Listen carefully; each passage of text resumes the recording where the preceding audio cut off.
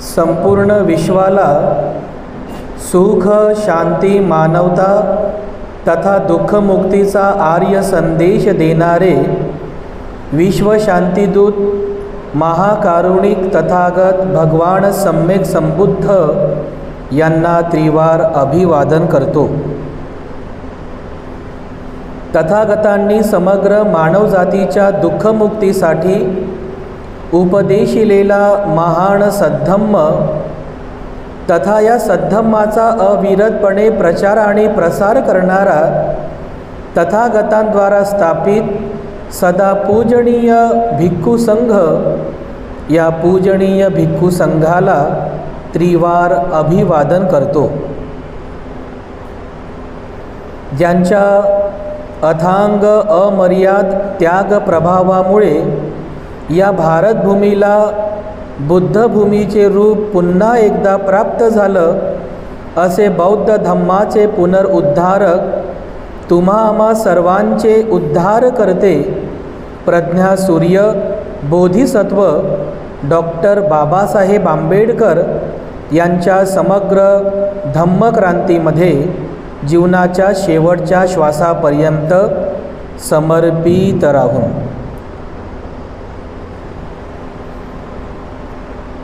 आजच्या या मंगलमय प्रसंगी नागवंशीयांच्या या नागभूमीमध्ये अर्थात नागपुरामध्ये सुजाता नगर येथील सुजाता बुद्धविहारात आजचा हा धम्मसंस्कार आपण संपन्न करीत आहोत। या धम्मसंस्काराच्या निमित्ताने माझ्या समवेत उपस्थित पूजनीय भिक्खू करुणानंदजी थेरो, संचालक the great happiness YouTube channel, पूजनीय भिक्खू धम्मबोधीजी थेरो, संचालक purity of mind YouTube channel, आणि आपण सर्व धम्म उपासक, धम्म उपासिका, लहान बालक आणि बालिकांनो, धम्मदेसनेला सुरुवात करण्यापूर्वी सर्वप्रथम मी भिक्खू संघाच्या वतीने आपल्या सर्वांच्या प्रती मंगलकामना अर्पण करतो, आशीर्वाद वचन अर्पण करतो। विशेषतः सुजाता बुद्धविहार जी काही व्यवस्थापन समिती आहे, त्यानंतर सुजाता महिला मंडळ आणि आपल्या सर्वांना सहकार्य करणारे जेवढे पण उपासक उपासिका, दानदायक दानदायिका आहेत, त्या सर्वांच्या प्रती मी प्रथमतः अनंत मंगलकामना अर्पण करतो। उपस्थितांनो, आपण सर्व फार पुण्यवान आहात। या अशा ऐतिहासिक पुण्यभूमीचे आपण वासी आहात, नागरिक आहात, ज्या पुण्यभूमीला साक्षी ठेवून या नागपुरामध्ये बोधिसत्व डॉक्टर बाबासाहेब आंबेडकरांनी आपल्या सर्वांना बौद्ध बनवलं आणि बौद्ध धम्माचं पुनर्जीवन याच नागभूमीमध्ये बाबासाहेबांनी केलं।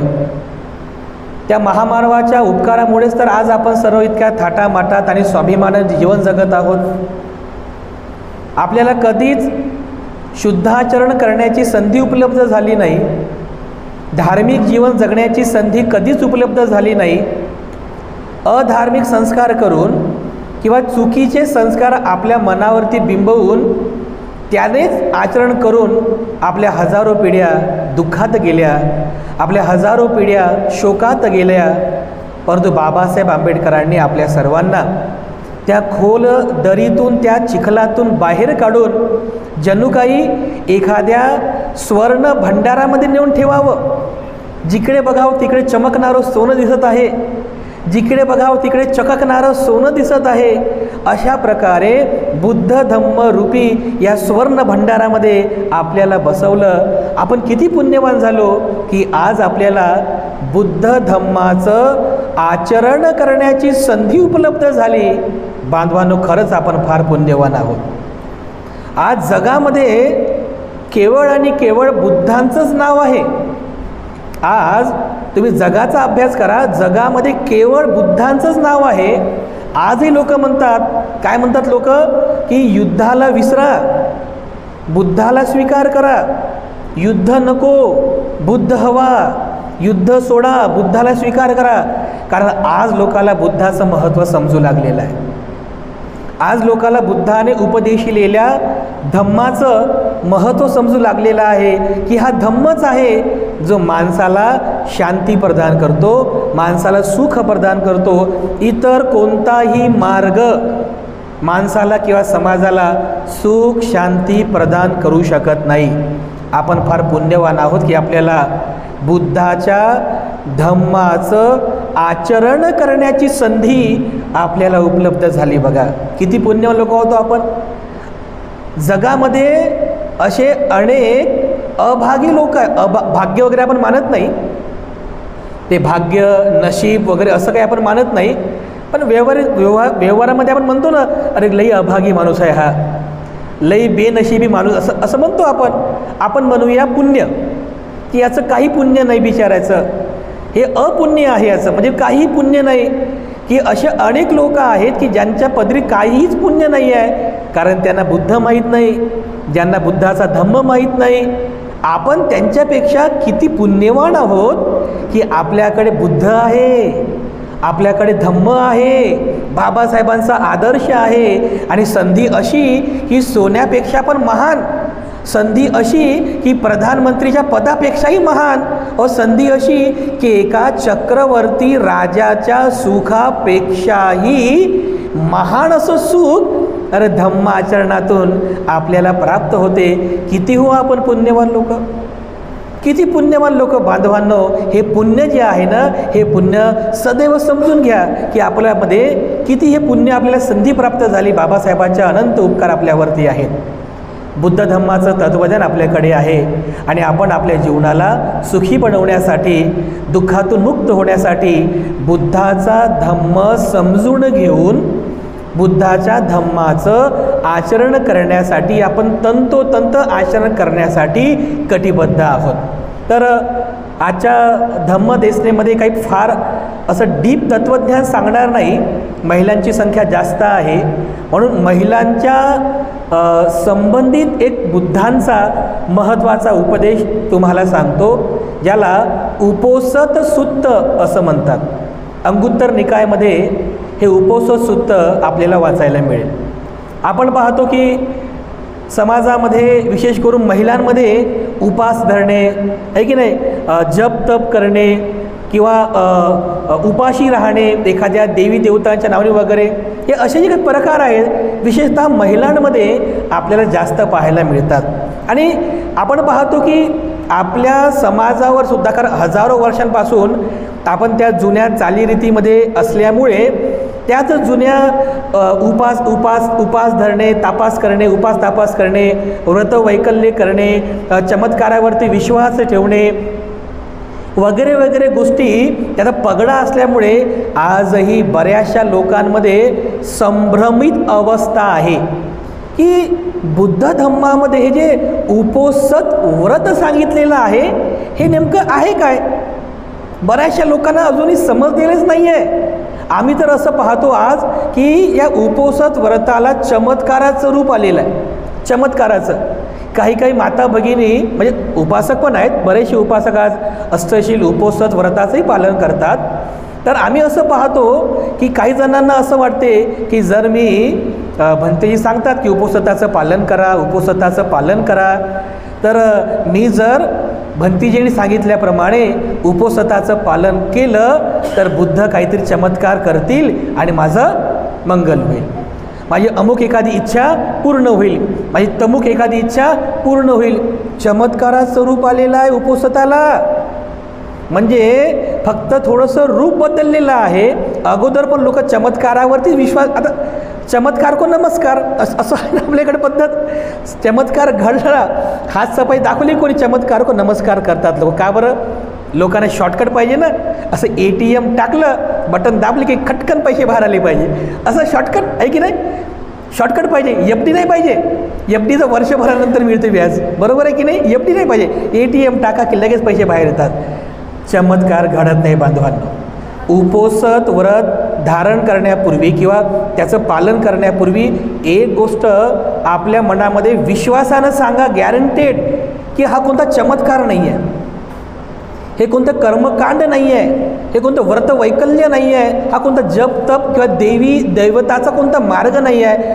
उपोषित व्रत म्हणजे आपल्या जीवनामध्ये शुद्ध आचरण करून, आपलं आचरण शुद्ध आचरण करून, काया वाचा आणि मनाने शुद्ध आचरण करून जीवनाला सुखी बनवणे, जीवनाला दुःखमुक्त करण्याचा हा उत्तम सर्वोत्तम असा मार्ग आहे. हे अगोदर लक्षात घ्या.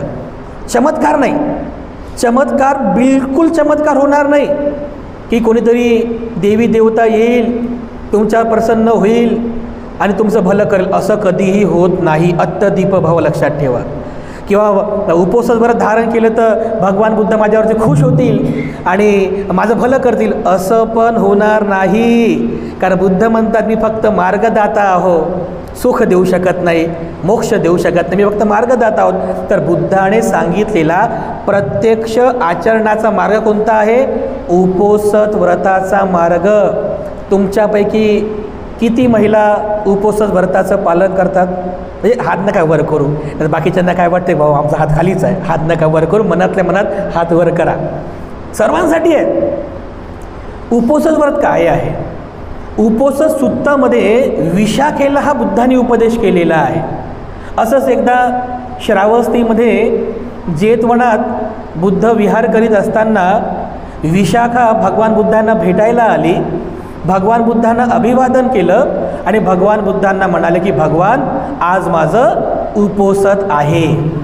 म्हणजे बुद्धाच्या काळात अगोदरपासूनच उपोषित धरण्याची परंपरा होती. ती विशाखा भगवान बुद्धांना म्हणते की भगवान आज माझं उपोषित आहे.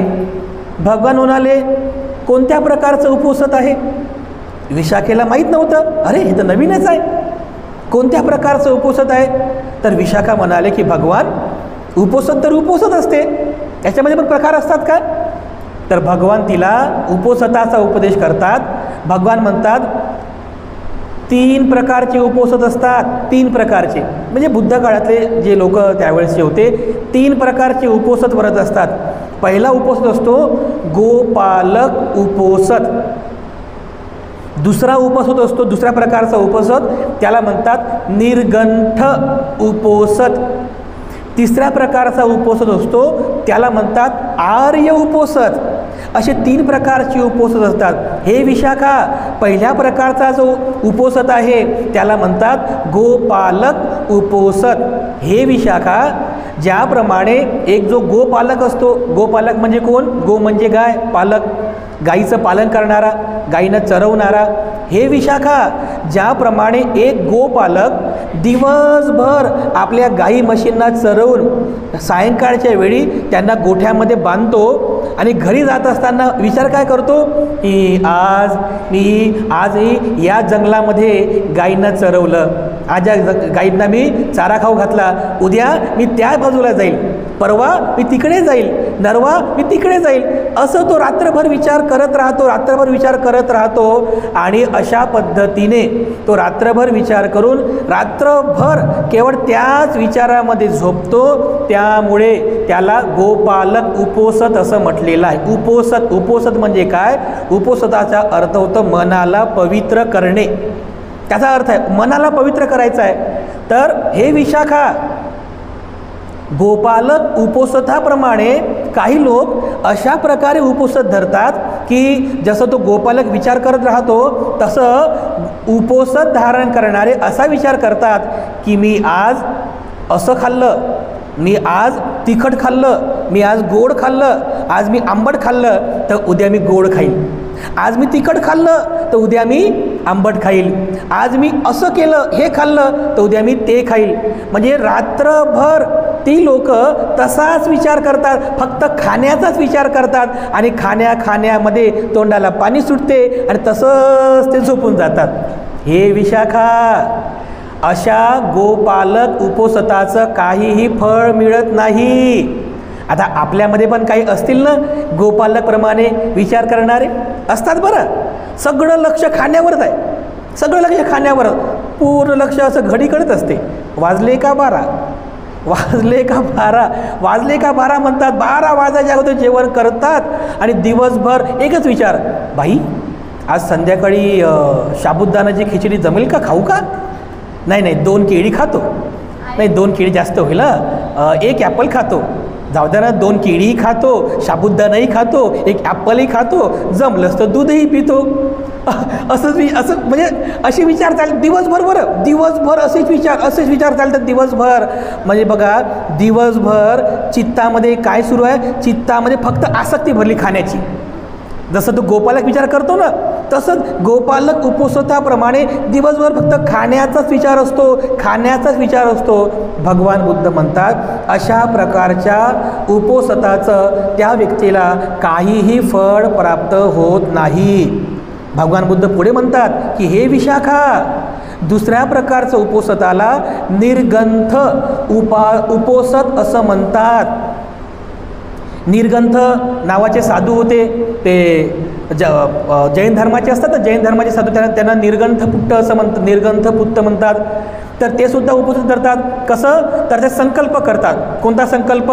आज सकाळी उठले की संकल्प करतात की मी या पूर्व दिशेला 100 योजनपर्यंत जाईल आणि 100 योजनपर्यंत जाऊन या 100 योजन परिसरामध्ये राहणाऱ्या सर्व लोकांना पापातून नष्ट करेल, पापमुक्त करेल. नंतर मी या दिशेला जाईल, या दिशेला 100 योजनपर्यंत जाईल, या दिशेला या परिसरात राहणारे जेवढे लोक आहेत त्यांना पापातून मुक्त करेल. या दिशेला जाईल, या लोकांना पापातून मुक्त करेल. या दिशेला जाईल, पापातून मुक्त करेल. आणि मग संकल्प करतात की मी मला जर आज हे खायला असं हात करतात बघा ते. आज मला गोड खायचं आहे, गोड मिळालं तरच खाईल, नाही तर खाणार नाही. आज मला तिखट खायचं आहे, तिखटच खाणार, जर नाही मिळालं तर उपाशी जाईल, पण तिखटच खाईल, असा खाण्याचा संकल्प करतात आणि मग ते बाहेर निघतात बघा. तर मग बाहेर निघाल्यानंतर त्यांच्या मनात ठरवलेलं जर त्यांना मिळालं नाही तर ते उपाशी राहतात. आणि त्या उपाशी राहिल्यामुळे मग त्यांना जे सुख पाहिजे ते मिळत नाही. तर हे विशाखा, काही लोक अशाच प्रकारचं उपोषित करतात. कसं? की ते लोकसुद्धा केवळ असाच संकल्प करतात की मला आज हे खायचं आहे, तर हे खायला मिळालं तर खाईल, नाही तर मी उपाशीच राहील. जर मला हे खायला मिळालं तर हेच खाईल, नाही तर मी उपाशीच राहील. म्हणजे ते सुद्धा केवळ मनात आसक्तीपूर्ण संकल्प करतात.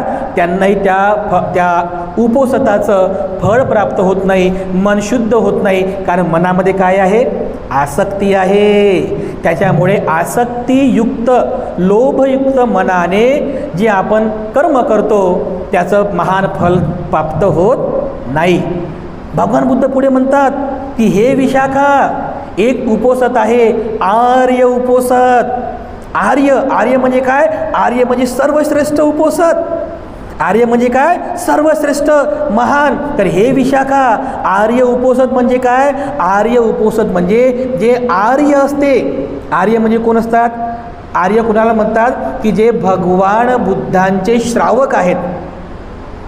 भगवान बुद्धांचे जे श्रावक आहेत, जे दुःखातून मुक्त होण्यासाठी प्रयत्न करतात, असे जे श्रावक आहेत, तर त्यांच्या आचरणाने आपण सुद्धा स्वतःला, मनाला पवित्र करावं, आसक्तीतून मुक्त करावं, असं जे पालन करतात त्याला आर्य उपोषित म्हणतात. तर हे विशाखा, उपोषित धारण करणारे मनामध्ये असा विचार करतात. कसा?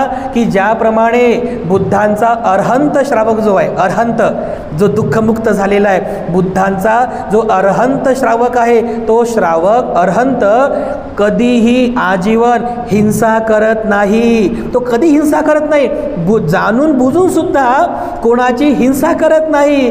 तर उपोषित धारण करणारा आपण काय संकल्प करतो? की आज दिवसभर आणि रात्रभर जाणून बुजून सुद्धा मी हिंसा करणार नाही. ज्याप्रमाणे आर्य श्रावक किंवा अरहंत चोरी करत नाही, आजीवन चोरी करत नाही, तर मी सुद्धा आज दिवसभर आणि रात्रभर बिलकुल चोरीचा विचार सुद्धा करणार नाही, चोरी करणार नाही. माझे आर्य श्रावक अरहंत हे आजीवन ब्रह्मचर्य व्रताचं पालन करतात. तर मी आज दिवसभर आणि रात्रभर सुद्धा ब्रह्मचर्य व्रताचं पालन करेल. जर आम्ही पती पत्नी असेल तर पतीसुद्धा ब्रह्मचर्याचं पालन करेल, पत्नी ती सुद्धा ब्रह्मचर्य ब्रह्मचर्याचं पालन करेल. त्यानंतर आमचे आर्य श्रावक अरहंत आजीवन कधी मुसावादा करत नाही, आपल्या वाणीने कधी असत्य बोलत नाहीत, कठोर बोलत नाहीत, निंदा नालस्ती करत नाहीत. तर आम्ही सुद्धा आज दिवसभर आणि रात्रभर आमच्या वाणीने म्हणजे मुसावादा करणार नाही, आमच्या वाणीने पापकर्म करणार नाही. आमचे आर्य श्रावक हे आजीवन मद्यपान करत नाहीत, नशापान करत नाहीत, सुरामेरय मज्ज करत नाहीत. आम्ही सुद्धा आज दिवसभर आणि रात्रभर सुरामेरय मज्ज पमाद ठाणा वेरमणी म्हणजे विरत राहील, नशापान करणार नाही. आमचे आर्य श्रावक हे आजीवन एकहारी असतात. एकहारी म्हणजे काय? केवळ एकदाच जेवण घेतात, रात्रीचं जेवण ते वर्ज्य करतात. कशासाठी? तर रात्रीला गुंगी येऊ नये, बेहोशी उत्पन्न होऊ नये, आळस येऊ नये, अतिरिक्त झोप येऊ नये, याकरिता आमचे आर्य श्रावक हे एकहारी असतात, एकदाच जेवण करतात. तर आम्ही सुद्धा आज एकदाच जेवण करू आणि रात्रीचं जे जेवण आहे त्याला आम्ही त्यागू, रात्रीच्या जेवणात आम्ही वर्ज्य करू. त्याप्रमाणे आमचे आर्य श्रावक जे असतात हे आर्य श्रावक नाच, गीत, वाद्य वादन किंवा सुखदायक दर्शन करणे किंवा सौंदर्याची काही जे प्रसाधनं आहेत, सोनं चांदी जे काही असेल याचं सेवन करत नाही, त्याचं बिलकुल सेवन करत नाही.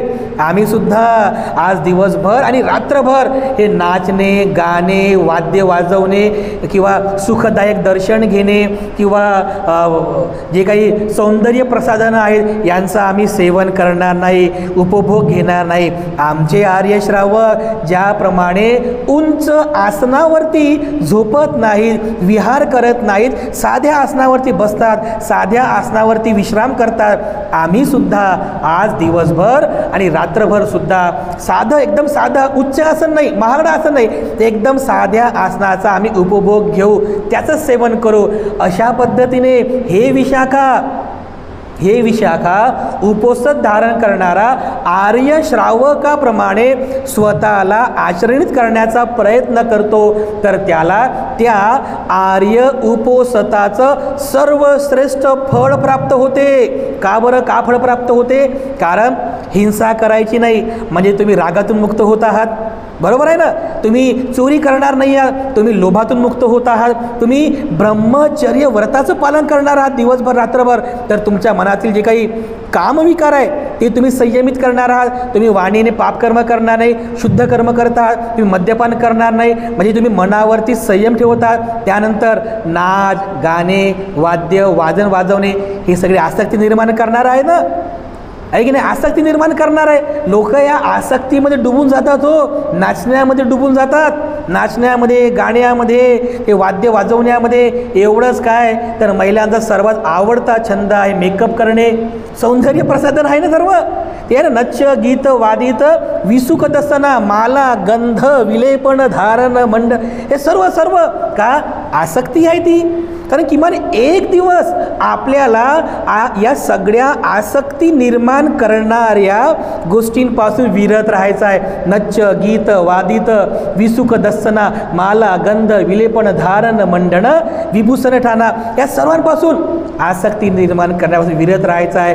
आणि त्यामुळे मनातली आसक्ती कमी झाली आणि उच्च सैना महासैनावर त्याच्यामुळे अहमभाव निर्माण होतो, हा अहमभाव सुद्धा कमी झाला. तर हे विशाखा जे उपोषण करणारे आर्य उपोषणाचं पालन करतात त्यांना सर्वश्रेष्ठ फळ प्राप्त होते.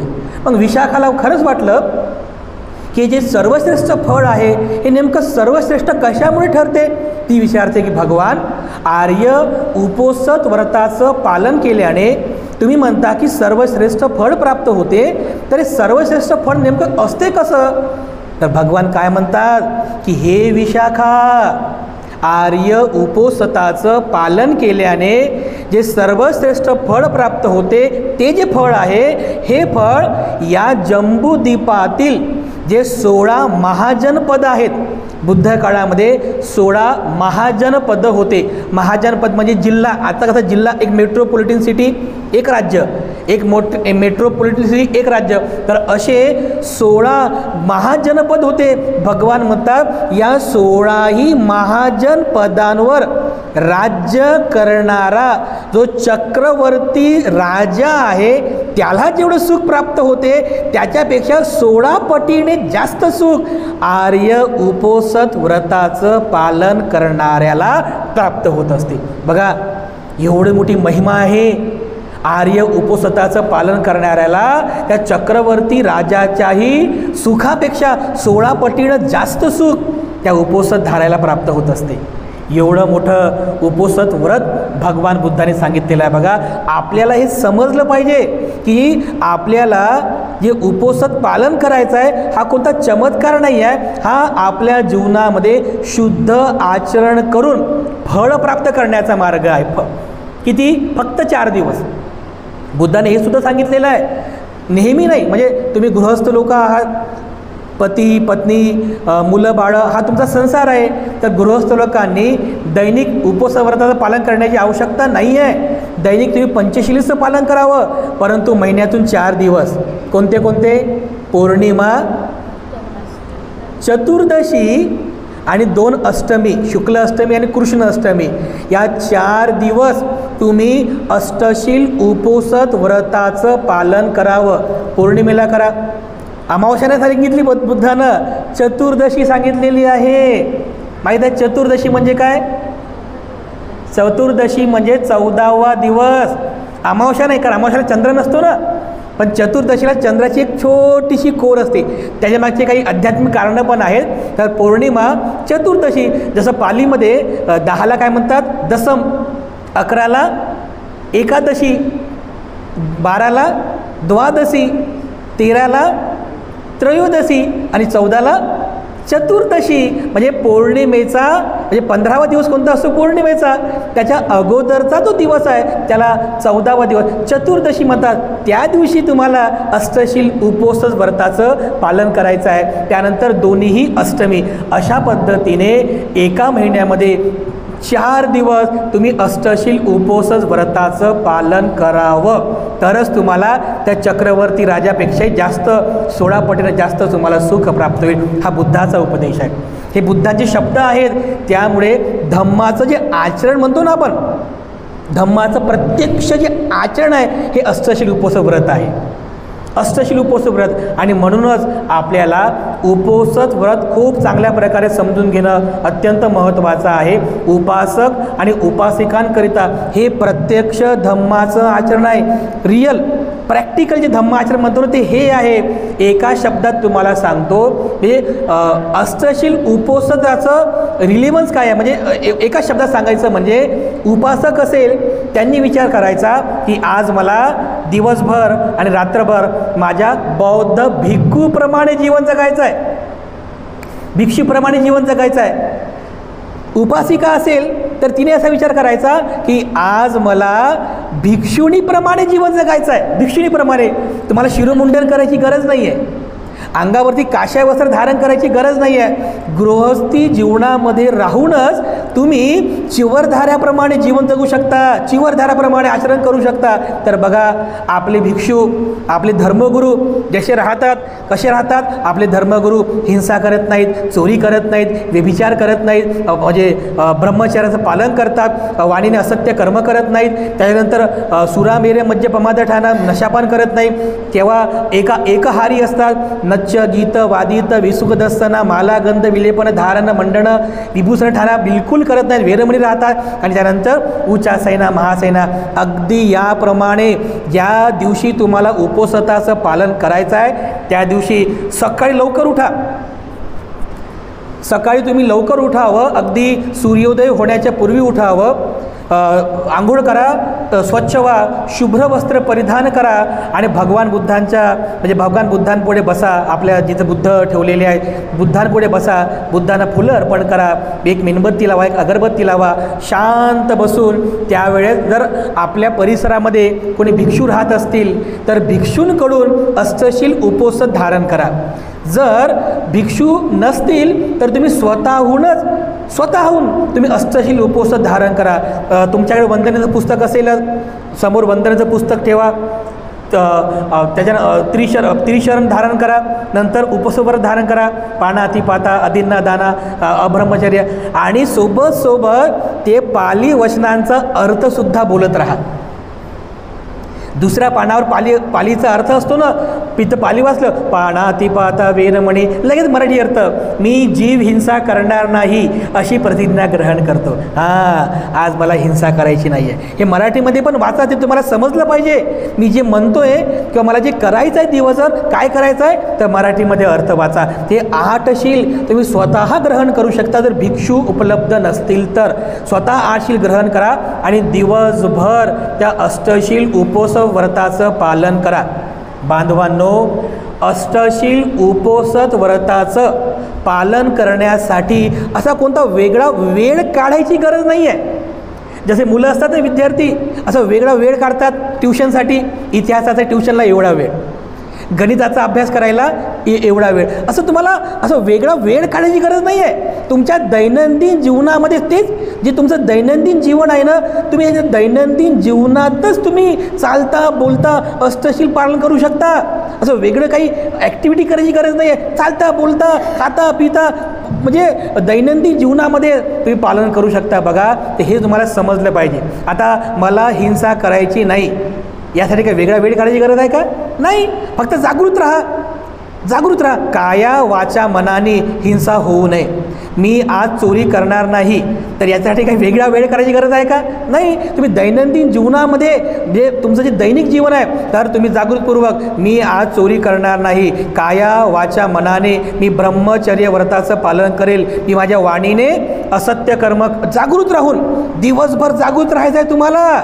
म्हणजे जागृत राहून तुम्हाला पुन्हा पुन्हा पुन्हा पुन्हा हे स्वतःला पटवायचं आहे, चिंतन करायचं आहे की मला हिंसा करायची नाही, मला चोरी करायची नाही, मला ब्रह्मचर्याचं पालन करायचं वगैरे, असं पुन्हा पुन्हा पुन्हा पुन्हा. आणि सर्वात महत्त्वाचं आहे की या बाबतीमध्ये लोक याला उपास धरून म्हणतात आणि फक्त सगळं लक्ष त्या जेवणावरच ठेवतात. आचरण राहते बाजूला, सगळं लक्ष त्या जेवणावरच. आम्ही काय पाहिलं एका ठिकाणी की काही महिला काय करतात, फक्त जेवणच, म्हणजे जेवण सगळं जेवणावरच, म्हणजे ते आचरण राहिलं बाजूला. दिवसभर हिंसा पण केली, पण नाही रात्री जेवायचं नाही. चोरी केली, नाही रात्री जेवायचं नाही. व्यभिचाराचा पण विचार मनामध्ये आला, नाही रात्री जेवायचं नाही. दिवसभर वाणीने शिव्या दिल्या, खोटं बोललो, नाही रात्री जेवायचं नाही, माझं उपवास आहे. मद्यपानही केलं, नाही रात्री जेवायचं नाही, उपवास आहे. तर नाचले, गाणेही म्हटले, वाद्यही वाजवलं, मेकअपही झालं, सगळं झालं, नाही आज माझं उपवास आहे, रात्री जेवायचं नाही. मस्त मखमली आसनावरती झोपलो आपण, नाही मला रात्री जेवायचं नाही, माझं उपवास आहे. असं करता करता करता सगळं शील भंग झालं, पण रात्री जेवायचं नाही. आणि मग अशीच रात्र निघून जाते आणि सकाळी उठतो आपण आणि काय म्हणतो, वाह, मी काल उपवासाचं पालन केलं. अरे उपवासाचं कुठं पालन झालं? हिंसा केली आपण, चोरी केली, व्यभिचारही झाला, खोटं बोललो आपण, काय केलं आपण फक्त उपास धरला. बघा, उपास अगोदर पण धरायचे, आजही तीच पद्धत आहे, फक्त नाव बुद्धाचं आहे. बघा, बुद्धाच्या नावाचा उपास धरतात, उपास नाही आहे. या विकाल भोजनामागचा बुद्धांचा सांगण्याचा उद्देश हा आहे की आपल्याला दिवसभर जागृत राहायचं आहे, दिवसभर आपल्याला. जर तुम्ही सायंकाळी जेवण कराल तर जेवण केल्यामुळे गुंगी निर्माण होईल, जेवण केल्यामुळे बेहोशी उत्पन्न होईल, संध्याकाळी जेवण केल्यामुळे अस्वस्थता निर्माण होईल आणि तुम्ही शीलपालन करू शकणार नाही. बरोबर आहे की नाही? बघा बरं, दुपारी चांगलं पोटभर जेवण करा, मस्त मठ्ठा ताक प्या, जरा दोन ग्लास ताकही प्या, चांगलं जेवण करा. आणि अशी नजर पडते त्या बेडकडे बघितलं असं, त्यातल्यामध्ये AC जर सुरू केली तर मग तो विषय सोडा. मग बाहेर गरमी, आतमध्ये ACची थंडी, सहज बेडवर जाऊन बसलं की असं पडते माणूस. दुपारी 2 वाजता अशी झोप लागते, डायरेक्ट संध्याकाळी 7 उठते, डायरेक्ट संध्याकाळी 7ला. आता मला सांगा, डायरेक्ट संध्याकाळी 7ला उठल्यानंतर गेला ना तुमचा दिवस वाया. शील पालन करायचं होतं, पण सगळा दिवस कशात गेला? झोपण्यामध्ये गेला. मग त्या झोपण्यामध्ये गेल्यानंतर तुम्हाला सुख मिळेल का? हो, कसं मिळेल? म्हणून बुद्ध म्हणतात, काय म्हणतात की दिवसभर जागृत राहून शील पालन करा, झोपू नका, बेहोशीमध्ये राहू नका, गुंगीमध्ये तो दिवस जाऊ देऊ नका. एवढंच काय तर रात्री झोपताना सुद्धा तुम्ही जागृत राहून झोपलं पाहिजे. एवढं जागृत जसं एक कुत्रा असतो ना, कुत्रा बघा, कुत्रा जरी असं डोळे बंद करून जर झोपलेला असेल ना, तुम्ही फक्त असं जरी केलं तर खटकन उठतो बघा, असं किती जागृत असतो तो. एवढं जागृत आपण राहायला पाहिजे. झोपेतही आपण जागृत राहूनच, आपण मंगलमैत्री करूनच झोपलं पाहिजे. केवळ जेवणावर लक्ष ठेवू नका. जेवण करत असताना साधं जेवण करा, साधं जे उपवासाच्या दिवशी साधं जेवण करा. पहिला नियम पाळा जेवणाचा, साधं जेवण करा. दुसरं मात्रा जेवण करा.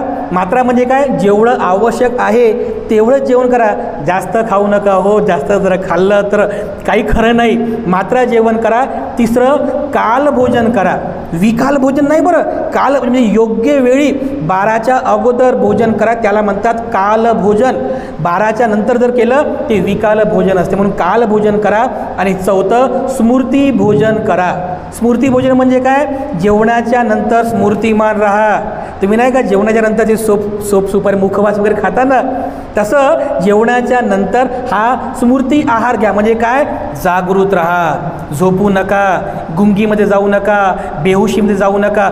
जागृत राहून अष्टशिलेचं पालन करा. आणि अगदी सायंकाळच्या वेळीसुद्धा जर तुम्हाला तुमची काही औषधी असतील, औषधी ग्रहण करायच्या असतील तर तुम्ही हलकं काहीतरी खा, पोटभर खाऊ नका, हलकं जेवण करा. पण अष्टशील उपवासाचं पालन करायचं आहे हा विचार ठेवूनच तुम्ही जे अन्न ग्रहण, जड अन्न घेऊ नका, काहीतरी हलकं जेवण करा. लिंबू पाणी असेल, लिंबू पाणी पिऊ शकता, नारळ पाणी पिऊ शकता, हलकं जेवण. तर बघा, असं जर तुम्ही केलं तर तुम्हाला गुंगी येणार नाही, बेहोशी येणार नाही, अतिरिक्त झोप येणार नाही. जागृतपूर्वक तुम्ही या अष्टशिलेचं पालन करू शकता. आणि नक्कीच जर जागृतपूर्वक जर तुम्ही या शील पालन केलं, अष्टशिलेचं पालन केलं तर महान असं फळ तुम्हाला प्राप्त होईल. बांधवांनो, हा बुद्धाचा उपदेश आहे. बुद्धाने सांगितल्याप्रमाणे आपण सर्वांनी नक्कीच या अष्टशील उपोषताला खूप चांगल्या प्रकारे समजून घ्या, त्याचा भावार्थ समजून घ्या आणि त्याप्रमाणे खूप चांगलं तुम्ही आचरण करावं. एवढी मंगलकामना आपल्या सर्वांकडून मी या ठिकाणी इथे व्यक्त करतो. आणि पुनश्च एकदा आपल्या सर्वांच्या प्रती मंगलकामना अर्पण करून अधिक न बोलता वेळेअभावी या ठिकाणी थांबतो.